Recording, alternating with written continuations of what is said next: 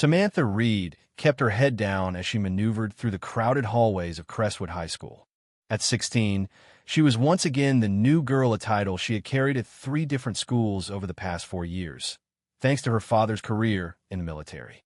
Each move meant another blank slate, another map of faces to memorize, another intricate set of social hierarchies to decipher.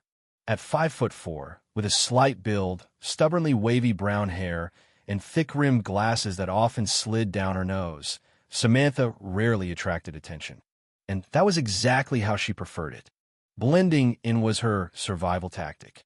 What no one at Crestwood knew, what no one ever knew right away, was that Samantha had been training in mixed martial arts since she was 7 years old.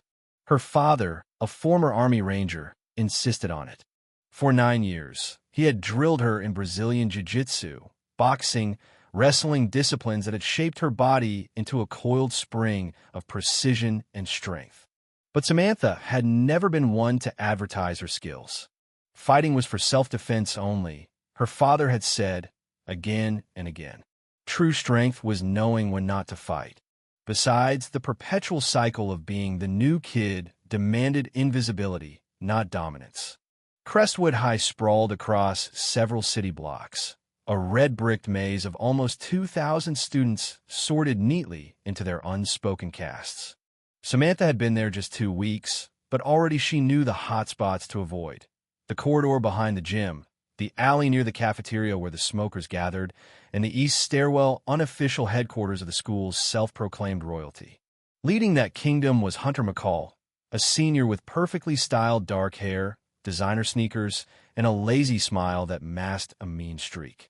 His enforcers, Brandon Lewis and Corey Schultz, shadowed him like guard dogs, one all brawn and temper, the other a wiry menace with a cold glint in his eye. Their reputations had reached Samantha before she even opened her locker on the first day. "Stay away from Hunter and his crew," a friendly girl named Jenna had whispered. "They pick a new target every semester."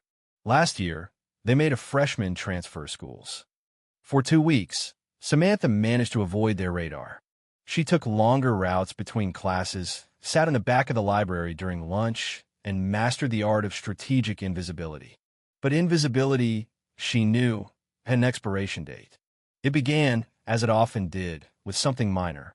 Samantha was rushing to chemistry, arms loaded with textbooks, when she nearly collided with Brandon. "Watch it," he barked, sizing her up with a sneer. "Sorry," Samantha mumbled, sidestepping quickly. "Hey," he called after her, mockingly.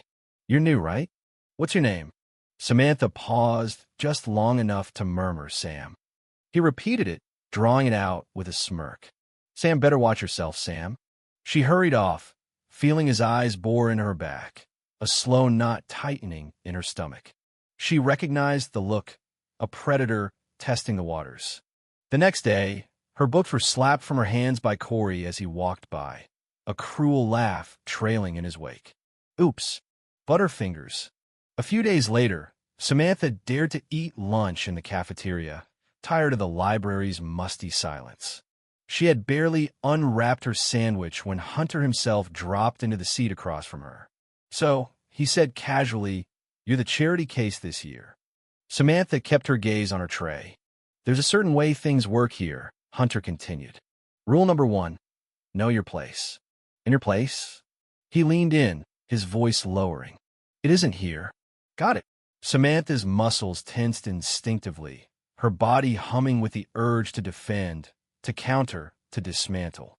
But she forced herself to breathe, steady and slow, just like Sensei Nagata had taught her. This wasn't the dojo. This wasn't a sanctioned match. This was high school, and high school had its own brutal set of rules.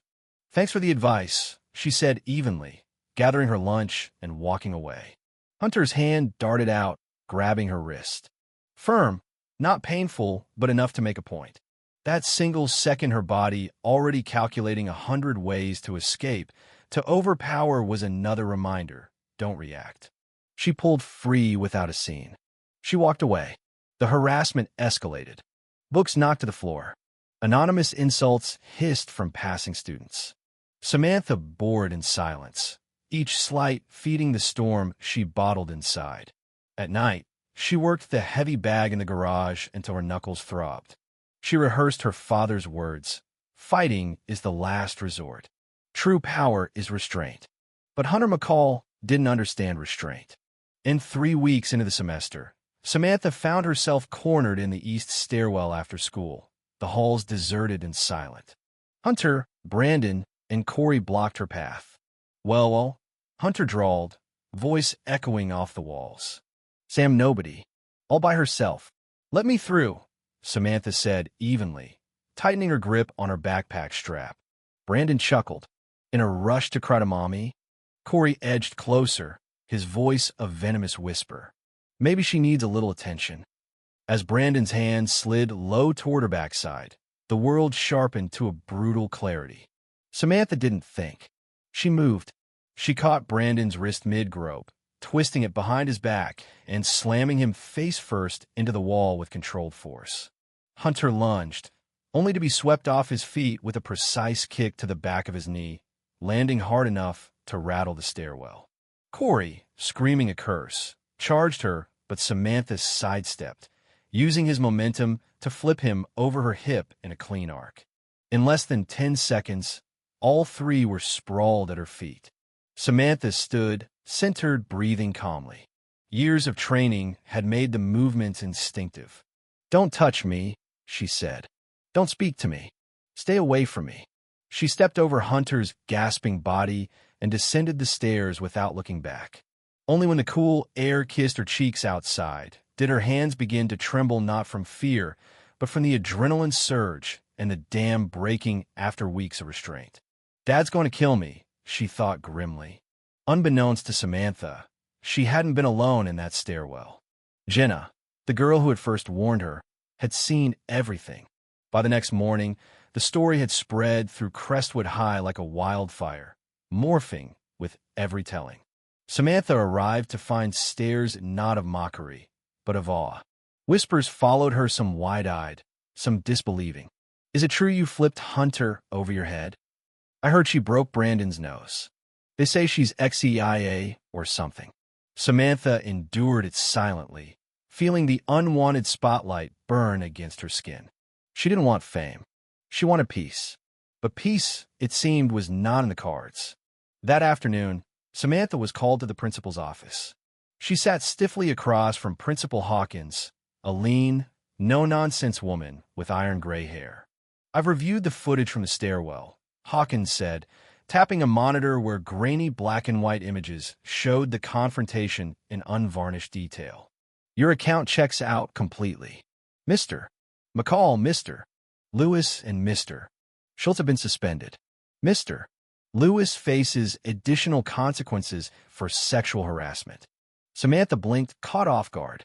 "You," Hawkins continued, "are not in trouble. You defended yourself appropriately." Relief flooded through Samantha's veins. "If you're willing," the principal added after a pause, "we could use your skills. We've been meaning to start a girls' self-defense program." The idea lit something inside Samantha that she hadn't felt in a long time. Hope. "I'd love to," she said quietly. In the weeks that followed, Crestwood High underwent a quiet transformation. Samantha's self-defense workshops swelled with eager sign-ups. The girls trained hard, learning throws, blocks, and the strength that comes from knowing you can protect yourself. Hunter, Brandon, and Corey returned from suspension humbled, walking wide circles around Samantha in the halls. One afternoon, Hunter approached her, no entourage, no smirk.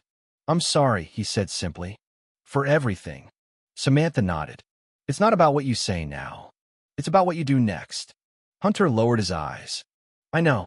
At her next self-defense class, he showed up volunteering as the demo dummy, letting Samantha throw him around the mats to the delight of the watching girls. And he kept coming back, not for glory, but maybe for redemption. Brandon found a different outlet, joining the wrestling team, where his strength became a tool for discipline, not domination. Corey discovered a talent for digital art, channeling his restless energy into designs instead of destruction. As for Samantha, she had found something she had never known she needed, a place where she could be seen fully seen and still stand tall. One afternoon, As she cleared out her locker for winter break, Samantha found a small box wedged among her books. Inside was a simple keychain, a silver pair of tiny boxing gloves. A note was attached. To the girl who taught us all that real power is knowing your strength and choosing when to use it. CH. Samantha clipped the keychain to her backpack, her heart full. She had come to Crestwood hoping to disappear. Instead, she had become someone impossible to ignore, not because she fought, but because she stood. And this time, she wasn't running anywhere.